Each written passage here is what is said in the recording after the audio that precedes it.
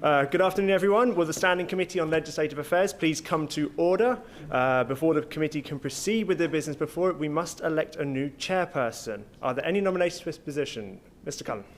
I nominate Ms. Morley-Lecomte. Ms. Morley-Lecomte having been nominated. Any other nominations? No. Ms. Morley-Lecomte, would you come please take the chair?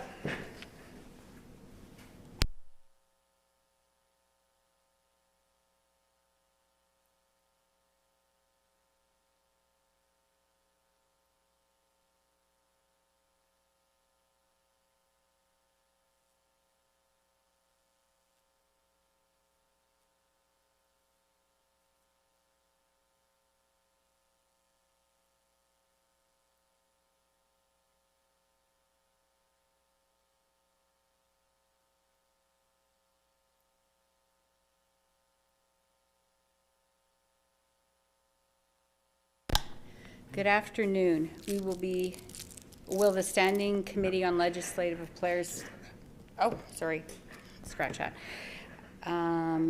Before the committee can proceed with the business before it, it must elect a new vice chair.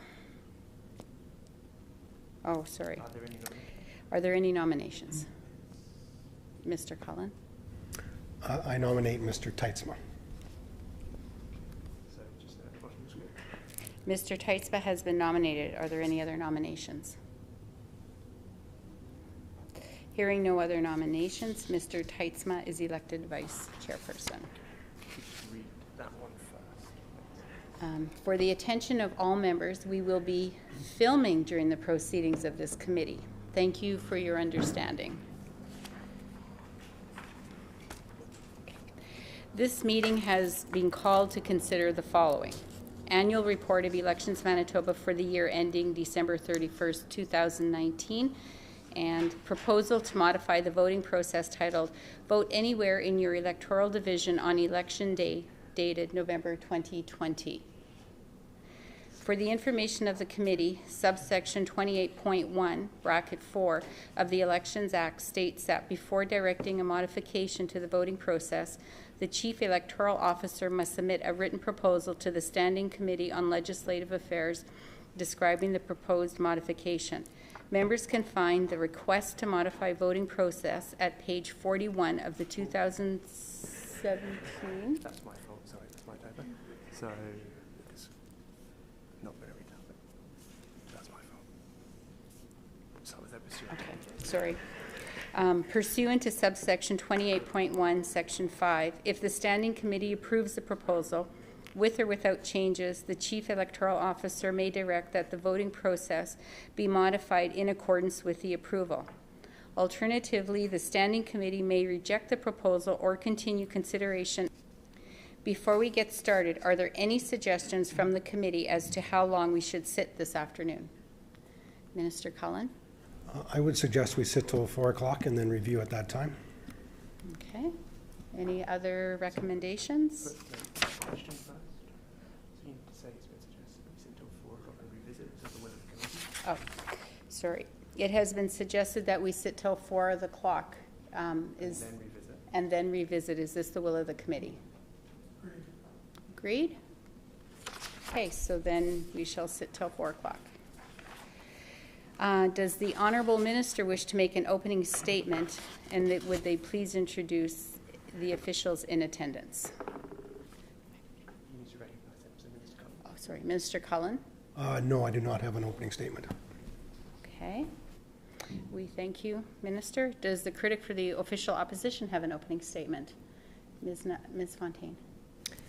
Miigwech for everybody that is here today. Miigwech to Ms. Verma and all of your officials who are either with us here today or virtually or at the office.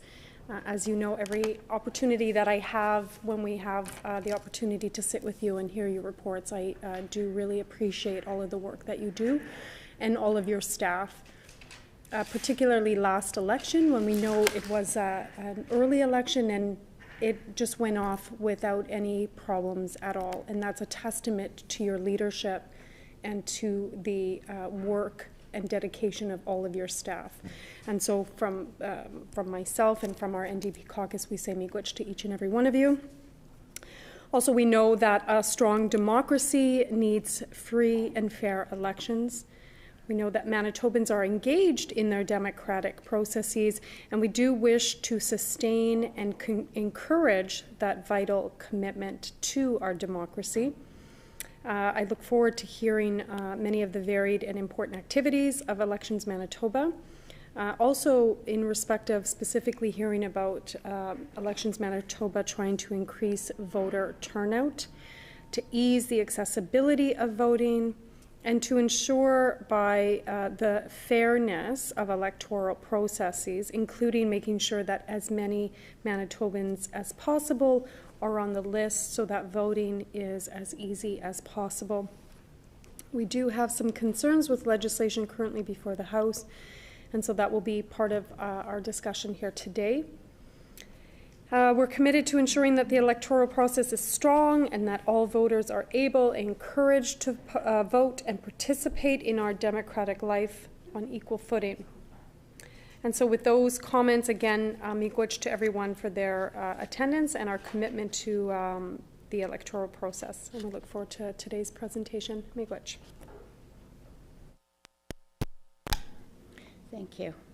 I understand the Chief Electoral Officer, Ms. Shipra Verma, wishes to include a PowerPoint presentation as part of their statement to the committee.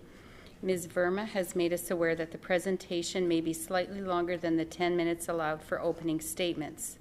Is there leave from the committee to allow the PowerPoint presentation? Agreed? Okay, leave has been granted.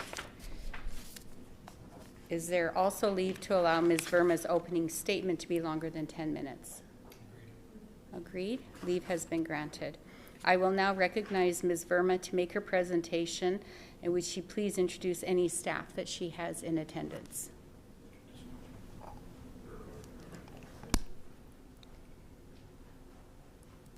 Thank you. Good afternoon, Madam Chairperson and members of the committee. Thank you for inviting me and my staff to discuss our 2019 annual report and the modification proposal.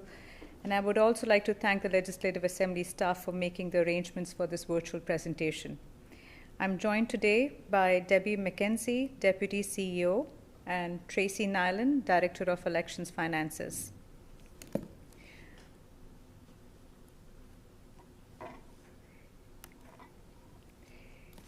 I'm pleased to be addressing you in this, the 40th anniversary year of Elections Manitoba. As we celebrate this anniversary, we salute the many legislators who over the decades have had the foresight to introduce legislation that supports free and fair elections. It is thanks to members of all parties that political activity in Manitoba continues to take place in an environment of integrity and transparency. My office was created in 1980. And to celebrate this milestone, we have created a video timeline of the province's election history from 1870 to present. This video can be seen on Elections Manitoba's website. My presentation today will focus on the 2019 annual report, which covers the conduct of the general election, the recommendations we are bringing forward, and the proposal of vote anywhere in your electoral division on election day. In the last election, there were 235 official candidates from 7 registered political parties. The total number of votes cast increased from 444,000 to 479,000. The voter turnout was 55%, with 870,000 voters on the final voters list. The total expenditure for this election was $10.4 million, which was within the budgeted amount. Election expenditures were audited by an independent audit firm. The audit report found that our office demonstrated sound practices in our financial administration. This audit is optional, but it is one we undertake ourselves to ensure accountability. Candidates and parties were required to report on their expenses by January 10th, unless an extension was granted. Returns are published on our website, and we will report on reimbursement expenses in our 2020 annual report. Of the 235 official candidates, 201 were eligible for reimbursement, and 4 of the 7 registered parties were eligible too. with the vote threshold for reimbursement reduced from 10 to 5% and the amount reduced from 50 to 25% of eligible election expenses, the total amount reimbursed was approximately $1.4 million. At the last meeting, we had discussed modifications to the voting process, which were approved by the committee on January 28, 2019. Our annual report includes our official report back on the modifications. We note in our report that the processes were well received and achieved the objectives set out in the legislation, namely enhancing efficiency, improving services for voters, and maintaining the integrity of the voting process. For these reasons, we are recommending that the new processes of real-time strike-off voters during advance voting, modified voting book for advance voting, combined voter list and voting book for election day be incorporated into the legislation. This brings us to the new proposal, which was tabled on December 1st in the House, to introduce a new model that we are calling Vote Anywhere in Your Electoral Division on Election Day. If approved, this would be a modification to the voting process, which can be proposed under Section 28.1 of the Elections Act, and we are thankful to the committee for allowing us to make this presentation today. Before we delve into the process, let me give you the background for it. The implementation of Manitoba Voter Register has given us an opportunity to use technology in our voting processes. Hence, our vision for the province is to provide Vote Anywhere service to all eligible voters on election day, similar to advance voting. To get to that, there are a few steps involved. Step 1 was to introduce modifications during advance voting, which was successfully implemented during the 2019 general election. Step 2 is what we are proposing today, to vote at any polling place in your electoral division and at any poll. This will improve service for voters and increase efficiency, while allowing us to introduce an online portal for political participants for the 43rd general election. If this is successful, then we will propose Vote Anywhere in the province on election day for the 44th general election. That's the vision for this. And here are the steps as we see it through this illustration. A voter is greeted by a voting official. With the use of technology, we can adopt a first-come, first-served model for serving voters, and the voter will be directed to any open poll. The election official will verify the ID, strike the voter off the electronic list, and provide a ballot. The voter will mark the ballot behind the security screen and then proceed to the tabulator, where the ballot will be fed. This will complete the voting process. Not only does the system provide greater convenience for voters, it reduces the waiting time, and it also requires less staff than our existing model. A key benefit of this model for parties would be access to a secure party information portal. Parties would access regularly updated list of who has voted from their desktop without the need for bingo sheets. Updates would be available hourly during advance and on election day. We have included some mock-ups of the portal, what it would look like. The first is a dashboard. This shows a snapshot of voting activity around the province, including activity broken out by time intervals. On the next screen, you will see an elector search. Elector search can be done by the voter's first name, last name, address, or even by street.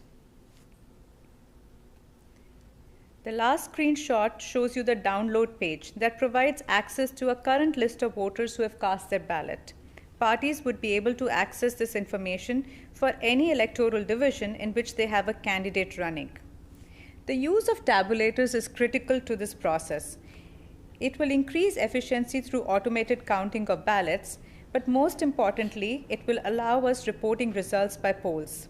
We will continue to use paper ballots. The ballots would be retained and available if a recount is necessary. Tabulators would be independent units and not connected to the internet. And we will have multiple security measures in place to protect the privacy of voters and to ensure integrity of the process. Tabulators used on election day can also be used during advance voting, particularly at high traffic polls. At advance polls, we would use certified printers to print ballots on demand for non-resident voters. Those are voters who vote outside their home electoral division. In our current model, these voters receive write-in ballots and a list of candidates for the electoral division. Printing ballots on demand will enhance efficiency and reduce the physical movement of ballots. After a detailed analysis of our voting places and voter turnout in the past 2 general elections, we are projecting that on election day, technology will enable us to use this at approximately 77% of polling places, with a coverage of 95% of voters being served this way. For advance voting, we estimate approximately 98% of residents and 94% of non-resident voters would be served using electronic strike-off and tabulators. We believe that this proposal meets the criteria of Section 28.1 as follows.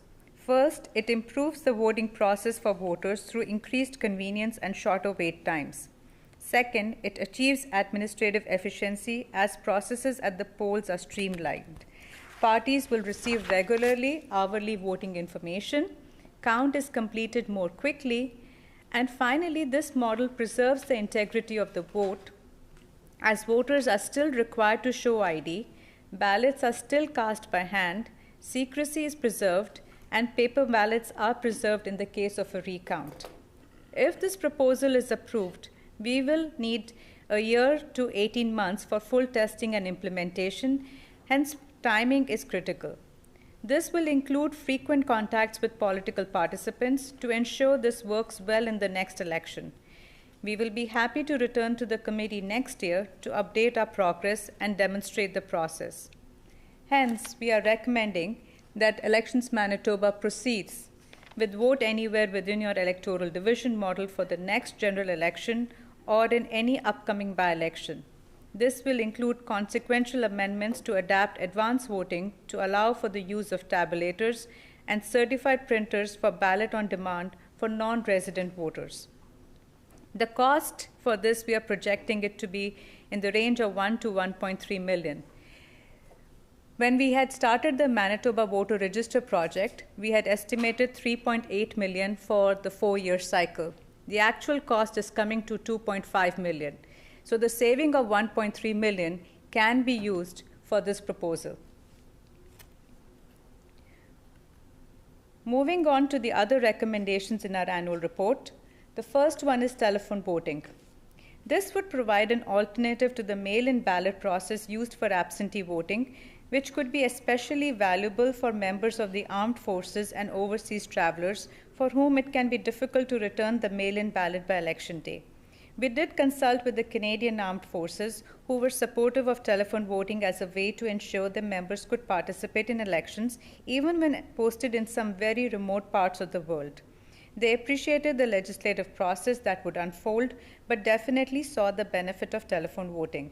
The ability to vote by phone would allow absentee voters and people with disability to quickly and easily cast their ballot with appropriate security measures. For reference, the number of absentee voters in the last election was 668 and homebound were 649. So this is a very small population that we are looking at for telephone voting option. There are 3 other recommendations on voter list. The first is to standardize the content of the voter list each time it is provided to political participants at all phases of election and on annual basis. The second is candidates receive the preliminary and revised voter list only upon request. The third recommendation would allow returning officers to include updates and corrections on the final voters list. We are also recommending that the leave provision be extended to returning office staff and interpreters so that they can support registration activity. Finally, we are recommending that electronic signatures be accepted for filing of forms under the Elections Act and under the Election Financing Act. We have 2 other recommendations, new ones, under Election Financing Act. They relate to constituency association. The first would change the deadline for filing by constituency association from January 31st to March 31st. This would make the timing for the deadline consistent with that of a registered parties, allowing financial officers to file more accurate information. A consequential amendment from this change would be to change the date that the late filing fee would come into effect to align with the later filing deadline. There are two carried forward recommendations. The first is to reimburse 100% of all reasonable disability and childcare expenses to all candidates who are not only those who get the 5% of valid votes, to enhance accessibility. And the second is to include a time period for recovery of late filing fee, also under the Election Financing Act. Another recommendation is to establish a single address authority for Manitoba. Consistency in addressing, including street name and address format, allow for validation and matching necessary to assign a voter to an electoral division and polling place. It also impacts the accuracy of voter information provided to candidates and parties.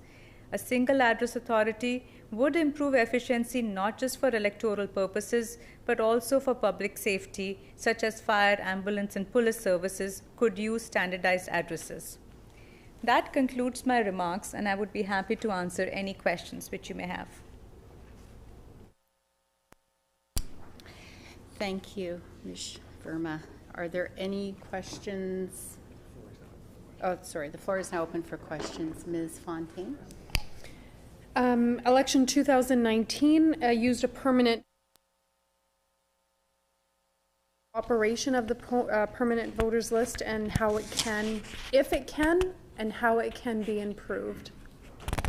Ms. Verma? So 2009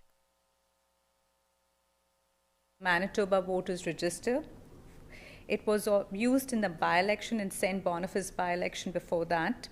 The Manitoba Voter Register was created using 2016 general election final voters list and also regular updates from data sources primarily from Elections Canada, MPI, Vital Statistics, and Manitoba Health. In a set date election, the plan was to include a registration drive 30 days before the election period would commence. In unplanned election, the 30-day dedicated registration drive wasn't possible, but we did do mail-outs in April, which boosted the registration activity. And also, we had target registration as part of the election calendar. The post-election, we did survey on the voter list quality. The voter list quality indicated 95% for accuracy. There was a significant increase from a completeness perspective. It increased from 85% to 91%. However, the currency of the list did show a decline to 85%, which is not unexpected because the register, in case of an enumeration, when you're going door to door, it is very current. But when you're relying on third-party data sources, there could be a time gap when the information is updated and when it is included in our database. In a typical year, we have 3 to 4 data cycle updates which happen. So the annual list, which is going to be provided to the parties in February, will have the last update from December. In a register, there are 2 sets of updates which happen. One is for voter information, which comes from these 4 data sources, and one is from addresses, which comes from municipalities, which is City of Winnipeg, Brandon, Selkirk, Thompson, and Municipal Affairs Department. Both these lists both these data sources have to be aligned in order to update the Manitoba Voter Register. Hence, our recommendation for a single addressing authority would provide better accuracy and currency information for the register. Ms. Fontaine? Can you go on to elaborate that piece that you're talking about, a single address voter registry? Can you explain exactly what that would mean, how that would manifest itself, and what it would look like? Ms. Verma? So when we say single addressing in Manitoba, there are different address types which are used in Manitoba. There is the civic style address, which is in Winnipeg, like 500 Main Street. But as we go into rural areas, there could be different styles of addresses which are used. There is a lot block plan, there is section township range, there is a free range address, which could be the house next to the big rock or the house with the red roof. And there are 911 addressing too. Even though Association of Municipalities has recommended standardization of addresses, each municipality can adopt their own addressing standards. That's one aspect to it. The other is, as a consumer, or as a citizen, if I go to MPI, I can give my address as section, township, range. In Manitoba Health, I can provide the same address as a 911 address or a civic style address. So when information comes to me, comes to Elections Manitoba, I can have Joe Doe having two different styles of addresses. For us to ensure that they are the same voter, we either have their date of birth, which would be the unique identifier, and the gender, which helps us in data matching. But if this information is not there, then there could be a possibility of having two separate records for the same person. It also impacts the geocoding, because a section, township, range can be geocoded, but not to the precise point, because in a section, township, range, there could be 4 points. It's a quarter. So there could be 4 points to it, while a civic style address allows for better geocoding. A lot block plan, as 911, again, there are certain assumptions when it comes. So when we are doing mapping, providing maps to our election workers or providing maps to the parties, we are making assumptions as to the address points as to where they are. That's a bit of a background to why a single address authority would be recommended. That means the vision would be something similar to, say, Nova Scotia, where they have one department. If a new lot is identified, then one department provides the address. And that's the address which can be used, or which can be used by other government departments and any other agency which is using. So if I go to Manitoba Health, I can only use that particular style of address. This also helps when we are saying for geocoding purposes for emergency service personnel to know exactly where to go. That's the reason why they're also developing the 911 address types. So they know where the house is and the service can be provided in a timely manner. Ms. Fontaine? Miigwech, for that explanation. That is a little bit clearer for me. So on page 69, the report mentions that outreach was done to 13 homeless shelters to share and educate about ID requirements and vouching. Can the CEO speak to the efforts and how these might be improved?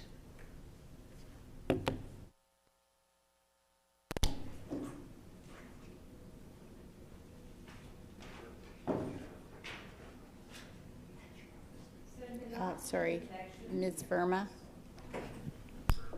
Oh, sorry, Ms. Verma. Okay.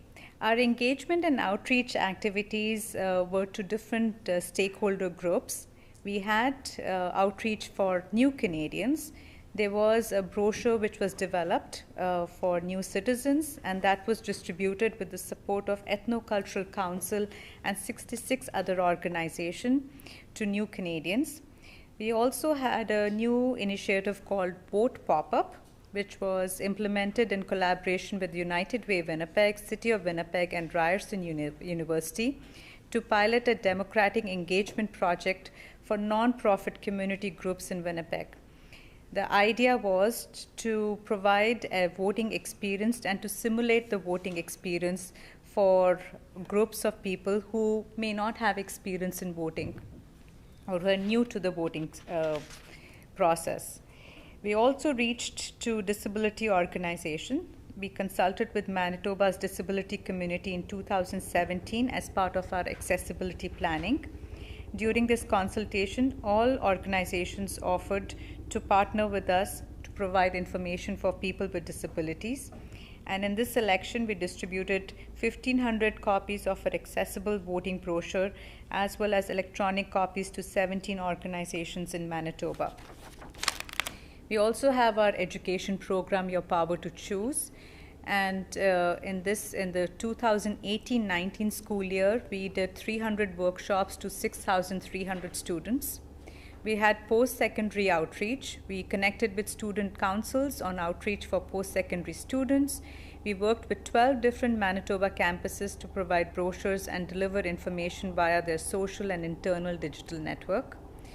Also to Manitobans with no fixed address, we worked with shelters across the province to inform staff of the many types of acceptable ID as well as vouching option.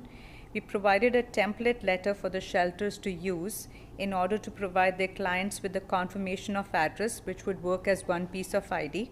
And we reached out to 13 shelters in the province. We also held events and registration drive at Resource Assistance for Youth and one in Brandon. For the Canadian Armed Forces, we worked with the Canadian Force Base in Shiloh and Winnipeg, and information about absentee voting and applications were included with the letter. We also worked with the flood evacuees with the Canadian Red Cross to communicate with approximately 1,100 flood evacuees from Lake St. Martin, Little Saskatchewan, Ebb and Flow, Dauphin River, and Peguis First Nation. Red Cross sent letters on our behalf encouraging members of these communities to register to vote and provide voting on information. Ms. Fontaine. Miigwech for that. Elections Manitoba does unaided advertising to test Manitobans' awareness of Election Manitoba around voter participation. For decades, it's been around 50%, give or take, yet it fell to about 35%. And on page 61, it suggested that it was due to a shorter campaign. Though there have been shorter campaigns in the past, could you think of other explanation as to why Elections Manitoba advertising was less effective than less effective this past election?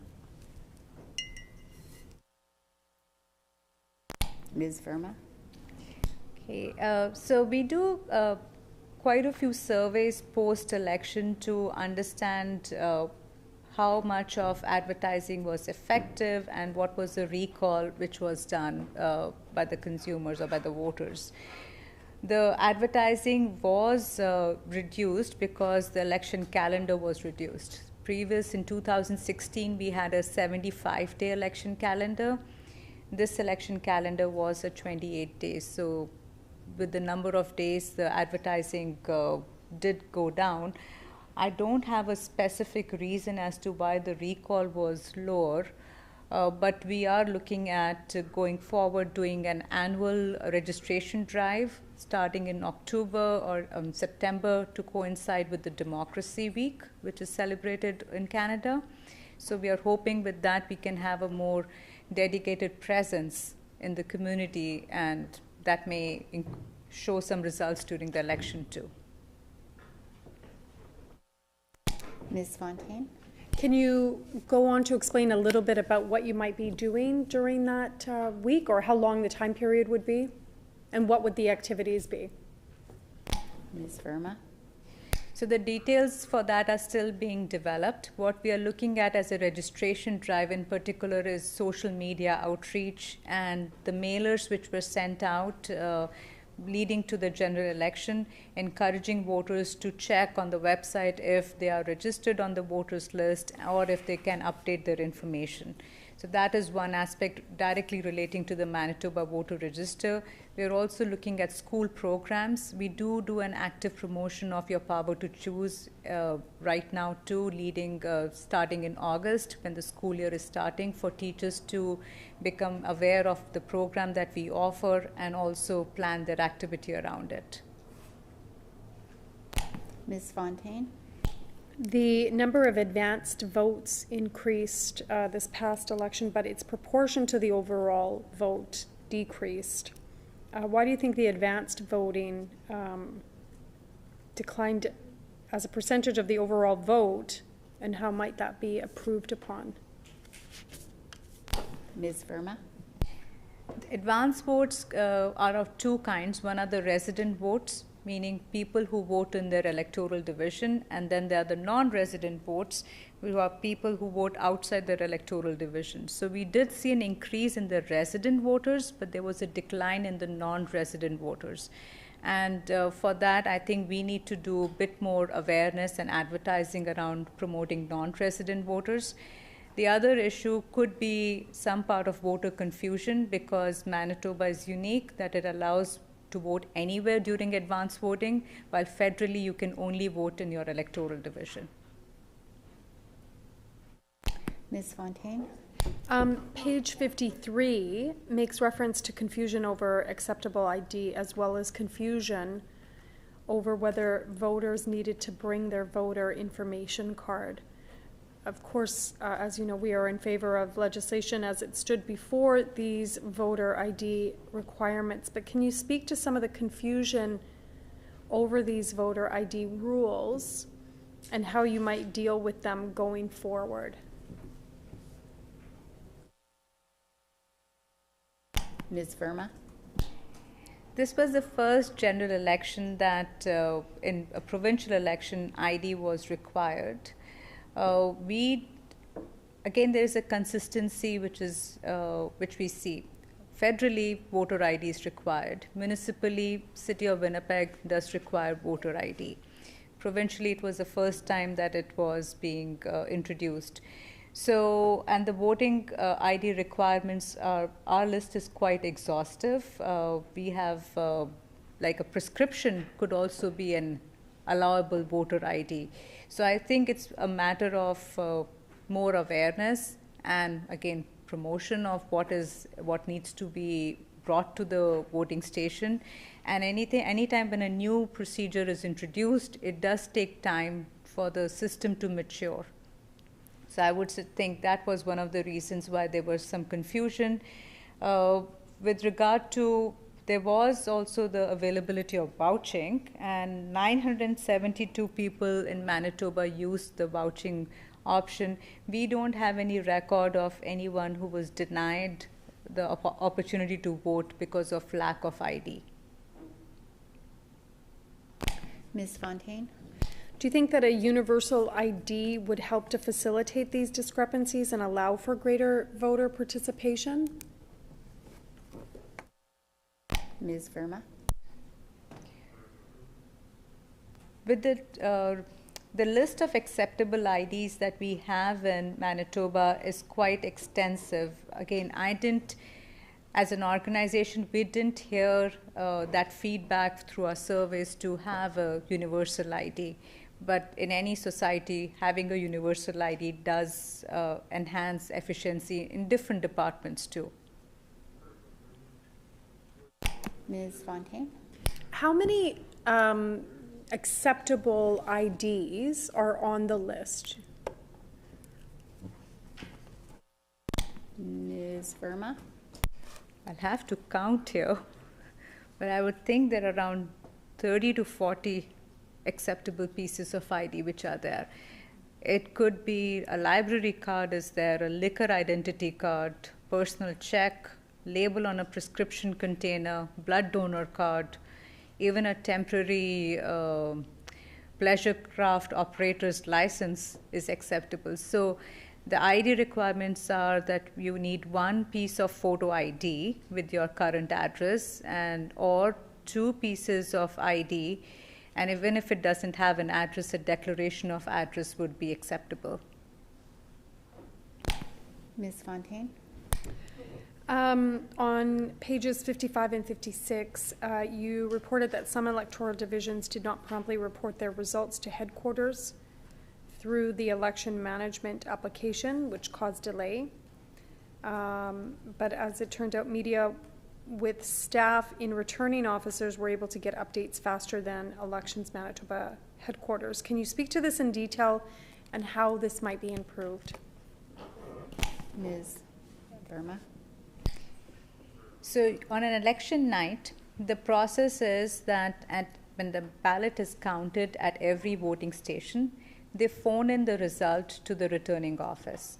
At the returning office, information has to be fed into our election management system, but we also have media representatives and a wall chart.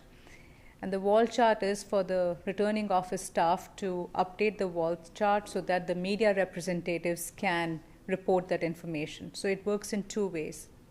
When the information is reported through our election management system, we do a quick check just to ensure there is no transposition errors, or check, if the voter turnout is 120%, then there is an issue.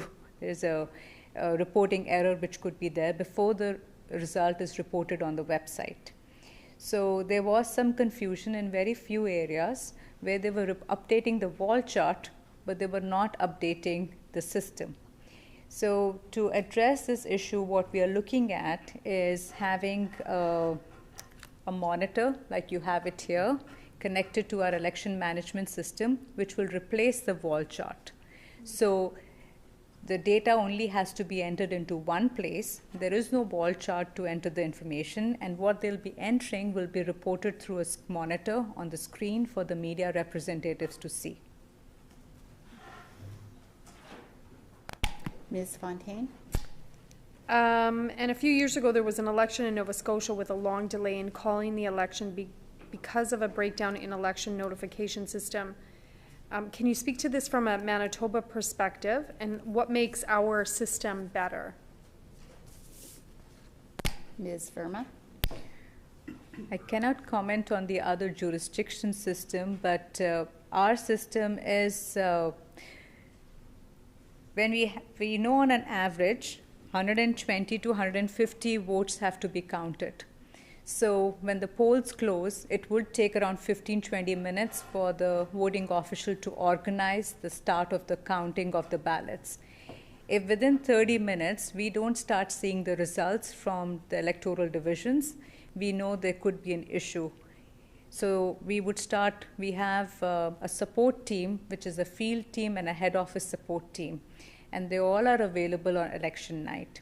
So when the results are slow, we contact our support team to understand who are in the field, to go to the returning office to understand exactly what is happening.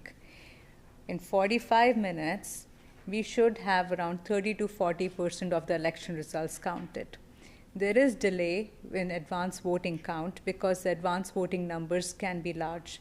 Also for non-resident voters, when you have the secrecy envelope has to be opened and then the count has to happen.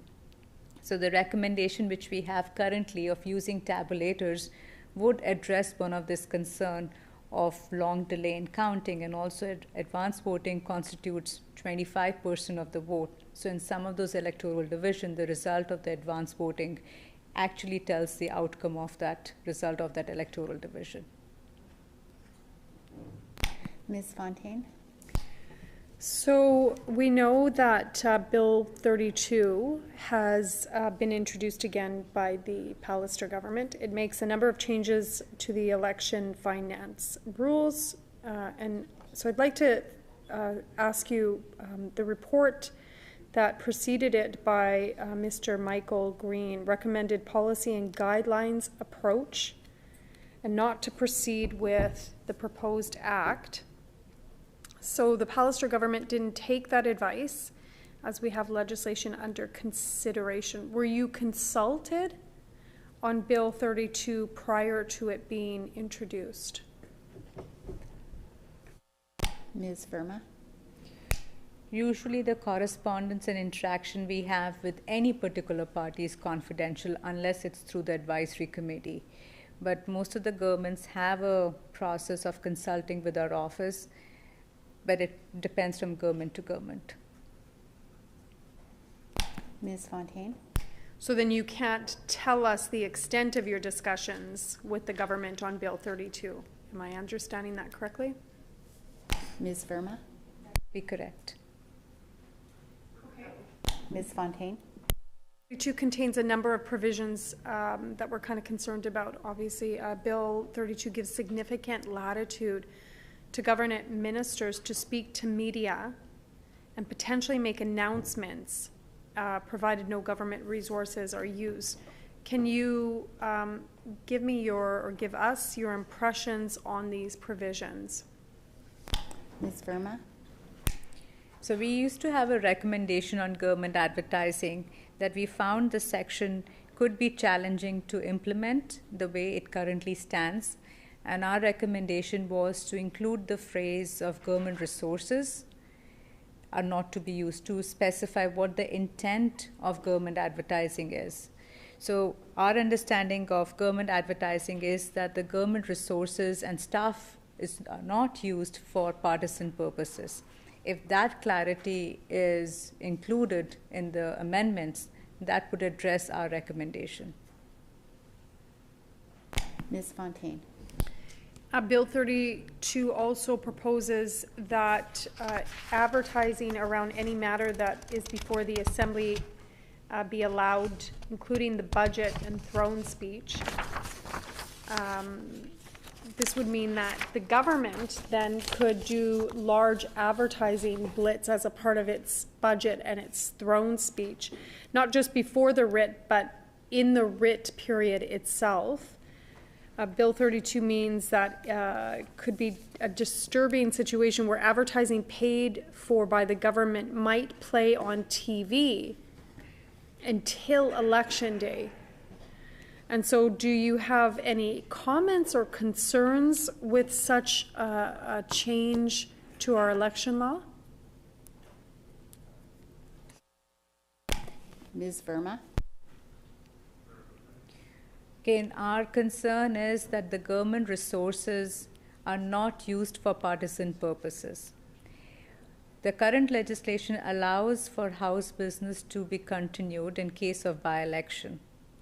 And in the past experience, we haven't seen by any government misusing that provision. So if there's something similar which is coming in for the general election, the intent would be that no government resources are used for partisan purposes. If there are concerns, then the matter can be referred to the Commissioner for investigation.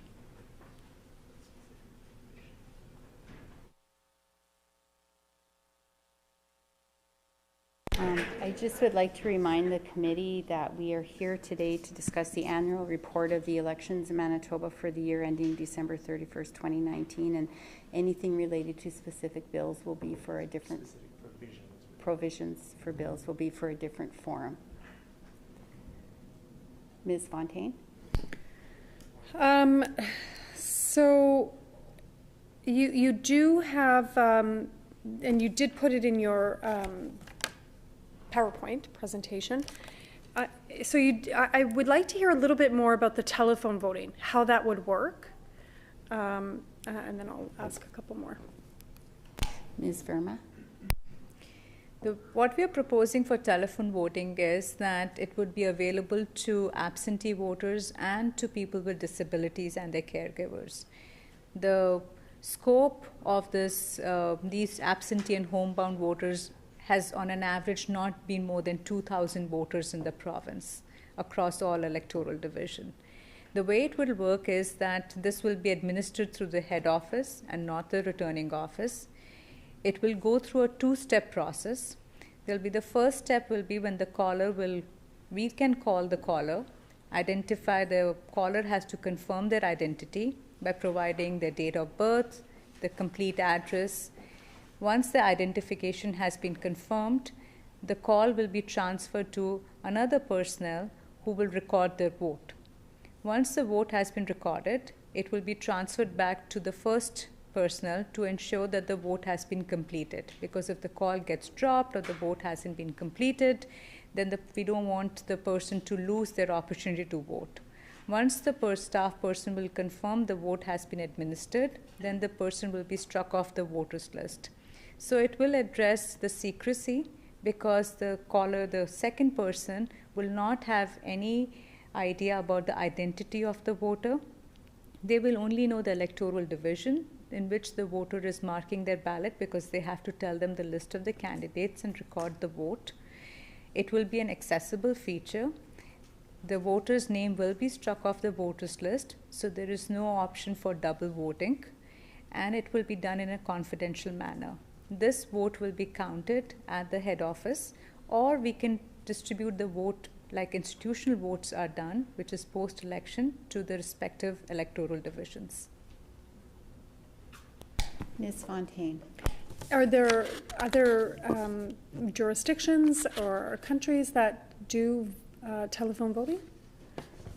Ms. Verma. In Canada, there are 3 jurisdictions who do telephone voting. It's Yukon, Northwest Territory, and PEI. Ms. Fontaine. So you've recommended that all candidates be reimbursed for all reasonable childcare and disability expenses, and not just those with the 5% of vote. Could you explain the success of reimbursement so far and why you are recommending that it be expanded to all candidates? Ms. Verma. This past election 2019, we did not have any candidate claiming disability expense. We had 7 candidates claiming childcare expense, and they all received the 5% of votes. The total reimbursement amount was $3,600. This is 100%, which they are currently being reimbursed. In 2016, 1 candidate was not eligible for reimbursement out of 8, so 7 were reimbursed. Our recommendation is purely to promote accessibility. If this is, if childcare expense or disability expense is an obstacle for running as a candidate, then providing 100% reimbursement without the threshold of the minimum votes would enhance accessibility for people to run as candidates. Ms. Fontaine. I am curious your thoughts on the general election in BC, and then obviously Saskatchewan and Nova Scotia. How do you think it went? And is there anything that Manitoba can learn from having a provincial election in the midst of a global pandemic? Ms. Verma. So we were closely observing the elections which happened in New Brunswick, Saskatchewan, and British Columbia. In all the 3 elections, what was observed was they were successfully administered. They used a lot of PPE to ensure safety for both the election workers and the voters. There was a significant increase in mail-in ballot in British Columbia as compared to Saskatchewan and New Brunswick. They both also had an increase, but not to the same extent as British Columbia did. And it could be partly because British Columbians have used mail-in ballot for other electoral purposes. The referendum was done through a mail-in ballot 2 years ago. So that could be a reason why the mail-in ballot increased so much. The other piece was advance voting did increase, and it was well received in all the 3 jurisdictions. What we have learned through our observation is to be well prepared and have backups, and also a lot of investment went into communication with electors to give them the assurance about how safe it is to vote and what are the alternative methods to voting. So communication played a major role in the success of this election. Ms. Fontaine. I won't ask you to give you your opinion on the U.S. election and all the craziness that's going there. We'll save that for another day. But I am curious what are your thoughts on the reduction from 50% to 25% in covering election expenses? And did you see, or do you feel that it impacted on candidates coming forward to run? Ms. Verma. I will not have any direct information as to how did it impact the candidate's ability to run. From a financial perspective, that I can tell you, the reduction in the reimbursement amount in aggregate between candidates and parties was $2 million. Ms. Fontaine. So can you take us through any of your remaining recommendations that we haven't discussed yet that you think are important to put on the record here this afternoon? Ms. Verma. I think we have adequately covered the one which we have been bringing forward, is to have a deadline for the recoverability of the late filing fee, and the standardization of addresses is something that would like to bring their attention, because the recovery of late filing fee, it is impactful once there is a deadline, and otherwise there could be delays in recovery of it, and it kind of defeats the purpose of the late filing fee. And single addressing authority, again, I would think it is not just for Elections Manitoba, but for the province. We see it as a benefit for other departments, and overall it could lead to more efficiencies among other departments too. The proposal which we are bringing forward for vote anywhere in your electoral division on election day, we would request the committee's review and decision because it is an extensive change in the process and also requires significant procurement for tabulators and customization for those tabulators for Manitoba, which needs, like, the suppliers would need time, and we would like to go through a competitive process to get the best service in the most efficient manner for Manitobans. Oh, sorry, Ms. Fontaine? Sorry, Chairperson. Just my final question. So the report speaks to recruitment and retention issues, especially due to uncertain elections. Can you speak to some of these challenges? Ms. Verma? Well, actually, in Manitoba, I don't think there's any perfect time for conducting an election, although we are election ready to have an election at any point of time. Having a summer election, because summer is so short, we were seeing retention issues where staff were leaving as they had alternative plans. Also, for the election workers community is a small dedicated community we see. They are the same workers who are working in municipal elections at federal level and a provincial level. So when a federal election is coming, we did lose some of our returning office staff to the federal election. So those were some of the challenges that we faced during this election. Are there any further questions? Minister Cullen. Thank you, Madam Chair, and thank you, Ms. Verma, for your presentation and taking time to answer questions. Obviously very important. I wonder if you could provide the electronic version of your presentation to the members of the committee. Ms. Verma? Yes, the electronic version can be provided. Minister Cullen.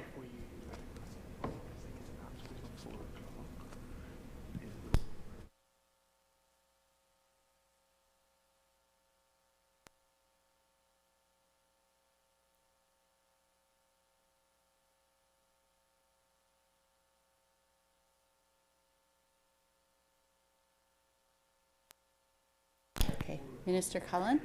Thank you, Madam Chair. I recognize it's almost 4 o'clock. I just wanted to maybe have a closing comment, so if we could extend for just a couple minutes before we close. Is it the will of the committee to extend for 5 minutes? Okay, Minister Cullen? Thank you. Maybe just a quick question in terms of the annual report. And we talked a little bit about the telephone voting. In your recommendations, you talk about appropriate security and process measures. Could you elaborate on that? Ms. Sharma? The appropriate security measure leads to, one is for the personnel, that we'll have 2 separate people who will be handling the telephone voting. Second is access to voter information. So in our office, we have proper protocols as to who has access to the voter information, the voter database.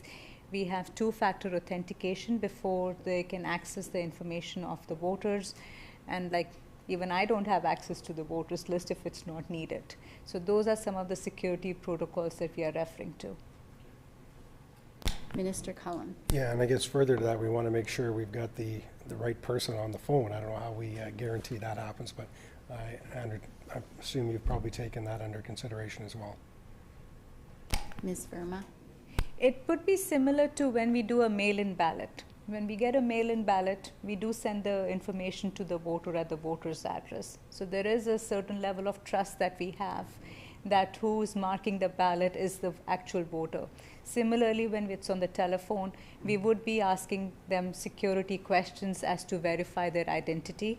It has a similar requirement as to say if you need 2 pieces of ID, and if it's one is the Manitoba driver's license, we can verify the driver license number with the database. That we have information. Or if that Manitoba driver license is not there, then we have the date of birth and address information which can be verified. But at the time of application for telephone voting, which will be a written application, they will need to provide supporting documentation as to their identity. So when it comes to the phone, it's verifying that information, which we already have a paper copy of it from the voter. Minister Cullen.